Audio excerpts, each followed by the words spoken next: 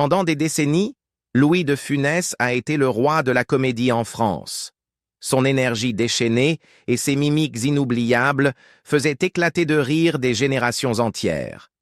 Mais si le public l'adorait, rares sont ceux qui connaissaient réellement l'homme derrière cette tornade d'humour. Aujourd'hui, à 75 ans, son fils Olivier de Funès sort du silence et révèle une vérité bien plus complexe, souvent douloureuse. Derrière les éclats de rire se cachait un père rongé par les secrets. Éloigné de son fils aîné, déchiré entre la loyauté et une liaison amoureuse dissimulée, obsédé par le contrôle tout en étant rongé par le doute. Que s'est-il réellement passé dans l'ombre de sa célébrité? Et pourquoi a-t-il tout fait pour le cacher? Ce n'était pas l'homme que les gens pensaient. Olivier ne mâche pas ses mots. Les gens pensent qu'ils connaissaient mon père parce qu'ils l'ont vu à l'écran, mais ce n'est pas le cas, commence-t-il. Derrière le génie de Louis de Funès, il y avait un homme profondément humain, mais aussi terriblement exigeant. Et oui, parfois difficile. Dans une interview émouvante diffusée sur Sud Radio, Olivier confie qu'il arrivait à son père d'être dur, notamment sur les plateaux.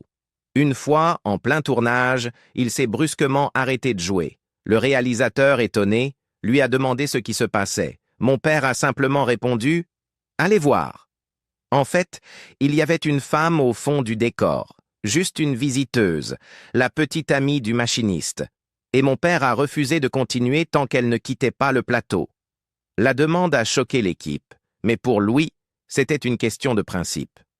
Il considérait un plateau de tournage comme un lieu sacré. Pas de copines, pas d'invités. Un lieu de travail, de précision. Ce n'était pas un caprice de star. Il protégeait son art. Pendant des années, Louis de Funès a été méprisé par l'élite intellectuelle française. Les critiques raillaient son humour burlesque, jugé trop populaire, trop grossier. Il a été tellement décrié, se souvient Olivier, que l'amour que les gens portent aujourd'hui à ces films a quelque chose de juste, une douce revanche. Ces films battent encore des records d'audience, des décennies après sa mort. C'est rassurant, avoue Olivier, parce qu'il a longtemps été rabaissé. Aujourd'hui, on le voit tel qu'il était vraiment, un géant. Mais la blessure est restée. Olivier révèle que son père en souffrait, même s'il le montrait peu. Il faisait semblant de s'en moquer, mais il lisait les critiques. Certaines des têtes cruelles. Elle ne se contentait pas de le juger, elle démolissait les films. Un critique a même qualifié le corneau de vomissement cinématographique. Imaginez. Ça l'a anéanti. La révélation la plus surprenante survient quand Olivier aborde une rumeur persistante. Louis de Funès aurait eu des idées antisémites à cause de son rôle dans Rabbi Jacob. Soyons clairs, dit Olivier avec fermeté, c'est un mensonge. Mon père n'était pas antisémite. Ce rôle l'a même transformé. Un jour, il m'a dit « Ce film m'a purifié ». Une phrase qui a dérouté les journalistes à l'époque. Mais il ne voulait pas dire qu'il avait de la haine en lui, précise Olivier. Il voulait dire que ce rôle l'avait amené à réfléchir sur tous les préjugés, les siens, ceux de la société. Il a fini le tournage en me disant « Quand j'ai dansé en Rabbi Jacob, j'étais fier d'être juif. » Et il le pensait vraiment. Olivier poursuit « Qui aujourd'hui pourrait incarner un personnage ouvertement raciste sans choquer? Très peu. Mais Rabbi Jacob n'a pas offensé. Parce que dans les yeux de mon père, on ne voyait pas la haine. On voyait de l'empathie. Louis de Funès était-il drôle dans la vie? Olivier rit. Le mythe du clown triste et tourmenté, ce n'était pas lui. Il était drôle à la maison, mais pas comme on l'imagine. Il était aussi étonnamment humble. Il ne voulait pas devenir une star. Quand il a débuté, il m'a dit « Tout ce que je veux, c'est être un bon second rôle. » Imaginez, le plus grand génie comique de France n'avait aucune ambition de célébrité. Et pourtant, à 50 ans, âge où beaucoup d'acteurs tombent dans l'oubli, Louis de Funès devient une icône. Il a explosé tard, dit Olivier, comme le professeur Raoul, plaisante-t-il. Il avait un don, et il l'a utilisé pour donner de la joie. C'était son seul but. Olivier a tourné 6 films et une pièce de théâtre avec son père, mais il n'a jamais bénéficié d'un traitement de faveur. Il était exactement pareil avec moi qu'avec les autres. Il ne me ménageait pas, il m'encourageait, oui, mais il ne m'a jamais facilité la tâche parce que j'étais son fils. Pourquoi n'a-t-il pas poursuivi une carrière d'acteur? Olivier est franc. Je n'avais pas de talent, dit-il en riant. Lui, il avait tout. Mais aucune jalousie. Seulement une profonde admiration. Le voir travailler, c'était comme observer une force de la nature. Chaque réplique, chaque geste était millimétré. Et il n'a jamais cessé d'observer les gens. C'est de là que venaient ces personnages, de la vraie vie. L'humour de Louis semblait chaotique, mais sous cette énergie folle se cachait quelque chose de profond. Il incarnait les travers humains, la colère, la vanité, la lâcheté. Mais toujours avec tendresse, dit Olivier. C'est pour ça que les enfants l'adorent encore, parce qu'ils voient la vérité dans ses personnages. Ils reconnaissent les défauts des adultes, et ils se sentent compris. Aujourd'hui encore, son héritage rayonne sur les réseaux sociaux. Les jeunes partagent ses extraits sur TikTok, remixent ses scènes pour parler de politique. Il est devenu intemporel. Et que penserait Louis de Funès de son statut presque sacré dans la culture française? Il dirait « Arrêtez vos bêtises ». Il n'aimait pas l'attention, rigole Olivier. S'il avait été invité chez Chaplin, il aurait dit « Non, non, faut pas exagérer ». Il aurait plaisanté, balayé ça d'un revers de main. Mais une chose est sûre, il en aurait été fier. Olivier conclut avec émotion. Il m'a appris à bien faire chaque tâche, même la plus petite. Même si on t'exploite, disait-il, fais ton travail avec dignité. Un jour, le boomerang reviendra dans leur tête. À 75 ans, Olivier de Funès n'est plus seulement le fils d'un mythe. Il est le gardien de sa flamme. Et à travers chaque souvenir, chaque confidence, il nous rappelle que Louis de Funès n'était pas seulement un génie du rire, il était un maître de l'humanité, une vie secrète et tourmentée. Au-delà de l'écran, l'homme qui a fait rire tout un pays a vécu une vie pleine de contradictions, de cicatrices émotionnelles profondes, d'amour secret et de relations familiales complexes.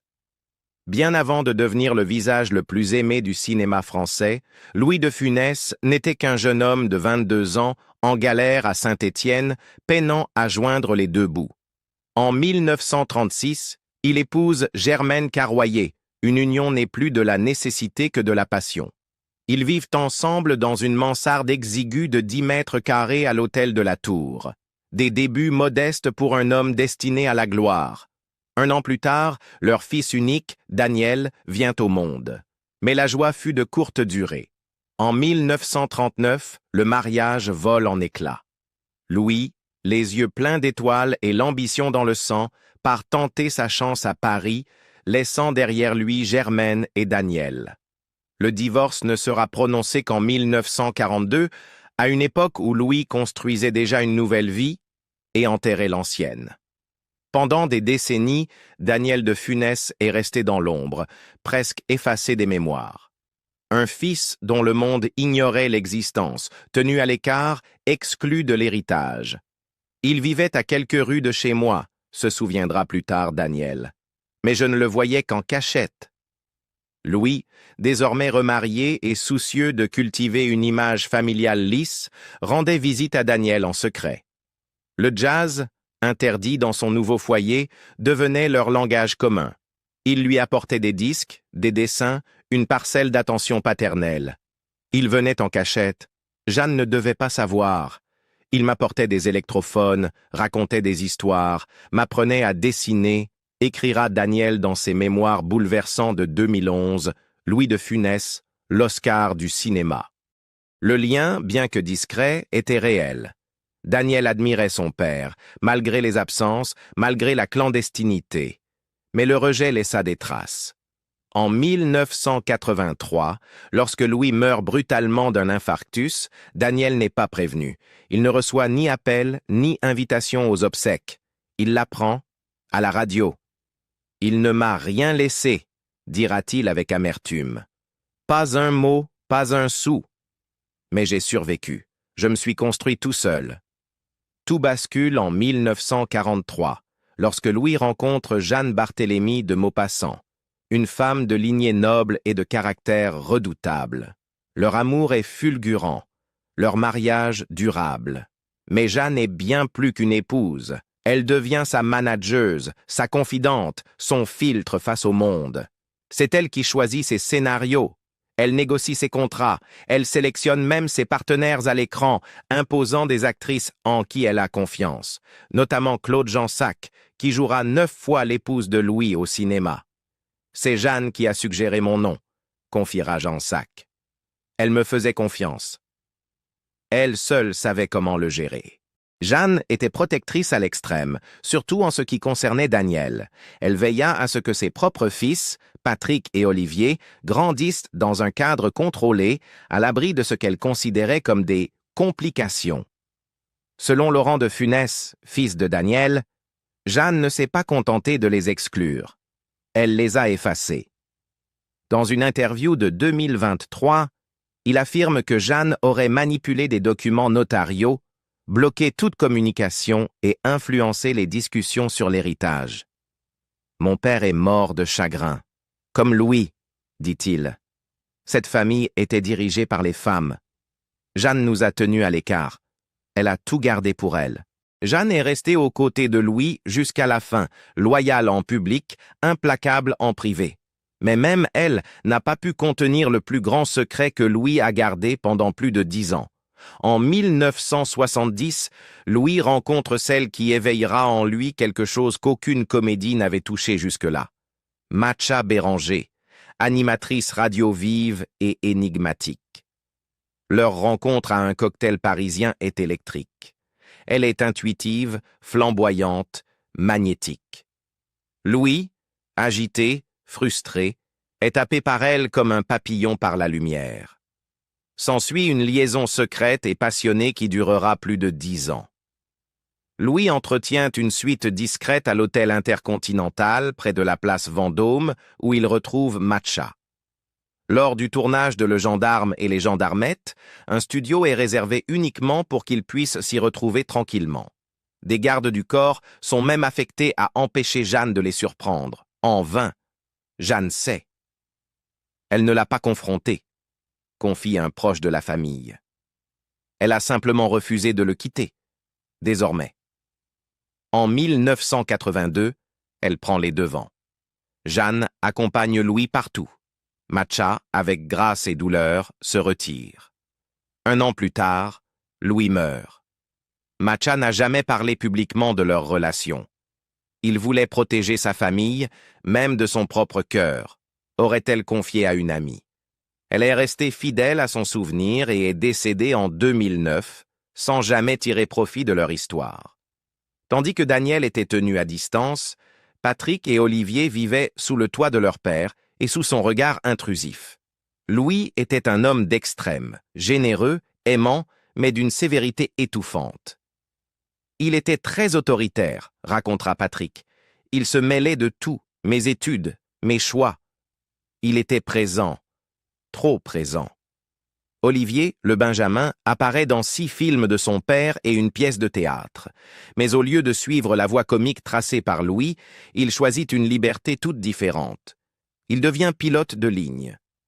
Mon père était conservateur et anxieux, avoue-t-il. Il fuyait les conflits, mais savait très bien qui il n'aimait pas. C'était un homme de principe. Les 2 frères décrivent un foyer marqué par la pression, la discipline et l'exigence. Louis de Funès était obsédé par la précision. Il attendait l'excellence de lui-même et des autres. Il croyait en la dignité et le travail bien fait, se souvient Olivier. Même si on t'exploite, fais bien ton travail. Le boomerang reviendra. Une vie qui s'épuisait. Au début des années 1980, Louis de Funès restait l'incontestable roi de la comédie française. Son nom à lui seul suffisait à remplir les salles. Mais derrière le génie du burlesque et les éclats de rire tonitruants se cachait un homme au bord de l'épuisement, physiquement et émotionnellement. Son cœur, ce moteur de sa comédie commençait déjà à flancher. En mars 1975, alors qu'il préparait Le Crocodile, une satire politique mordante signée Gérard Houry, Louis est victime d'un infarctus massif. 9 jours plus tard, une seconde attaque le frappe. Transporté d'urgence à l'hôpital Necker, il survit de justesse. Pour cet homme obsédé par le contrôle, l'expérience frôle l'humiliation.